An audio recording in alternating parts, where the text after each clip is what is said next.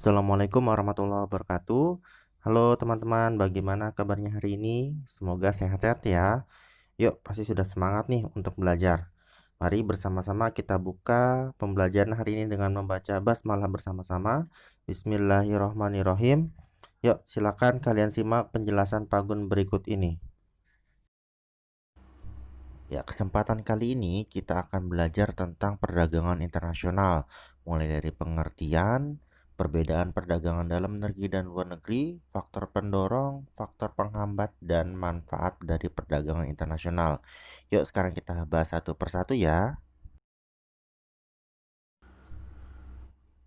Perdagangan internasional adalah proses pertukaran barang dan jasa antara dua negara atau lebih dengan tujuan untuk mendapatkan keuntungan atau laba.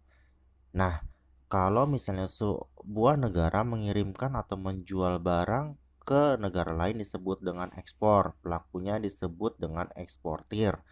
Dan jika suatu negara memerlukan barang dari negara lain, maka bisa disebut dengan impor. Nah, pelakunya disebut sebagai importir. Nah, sekarang kita akan lihat apa perbedaan antara perdagangan dalam negeri dengan perdagangan internasional yang menjadi pokok bahasan kita pada kali ini. Yuk, disimak ya. Perhatikan tabel berikut ya.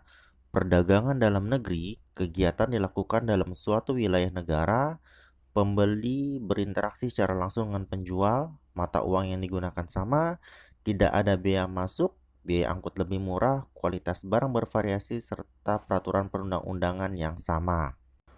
Kalau perdagangan internasional, kegiatan dilakukan dalam wilayah antar negara, pembeli dan penjual tidak berinteraksi secara langsung, mata uang yang digunakan berbeda sehingga menggunakan devisa, dikenakan pajak atau biaya masuk, biaya angkut lebih mahal, kualitas barang standar internasional, serta ada peraturan perundang-undangan yang berbeda.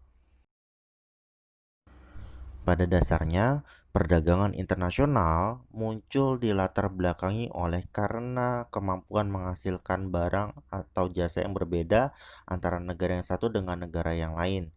Jadi perbedaan inilah yang mendorong terjadinya perdagangan internasional. Berikut faktor-faktor yang mendorong terjadinya perdagangan internasional. Pertama, karena adanya perbedaan sumber daya alam di setiap negara. Yang kedua, adanya perbedaan tingkat kualitas dari sumber daya manusia. Yang ketiga, karena adanya perbedaan ilmu pengetahuan dan teknologi. Yang keempat, karena adanya perbedaan budaya suatu bangsa. Dan yang kelima, adanya perbedaan lain yang mempengaruhi perdagangan internasional, antara lain perbedaan harga barang, perbedaan upah dan biaya produksi, serta perbedaan selera. Setiap perdagangan bertujuan untuk mencari keuntungan. Dalam perdagangan internasional, selain untuk mencari keuntungan, ada beberapa manfaat yang diperoleh, antara lain sebagai berikut.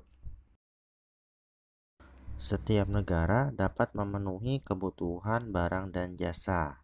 Setiap negara dapat menciptakan spesialisasi produknya. Penduduk akan mendapatkan barang dengan murah dan mudah. Mampu mendorong kegiatan produksi suatu negara, meningkatkan hubungan persahabatan antara negara yang berdagang, membuka kesempatan kerja, meningkatnya devisa negara melalui hasil ekspor, mendorong kemajuan ilmu pengetahuan serta teknologi, serta mampu mendorong pertumbuhan ekonomi yang dapat mengurangi pengangguran. Yang terakhir, kita akan bahas tentang apa saja hambatan dalam perdagangan internasional yang biasa terjadi. Proteksi, yaitu kebijakan untuk melindungi produk dalam negeri. Kuota, yaitu kebijakan untuk membatasi jumlah ekspor dan impor barang dari suatu negara. Tarif, yaitu kebijakan pajak atas barang impor dan ekspor.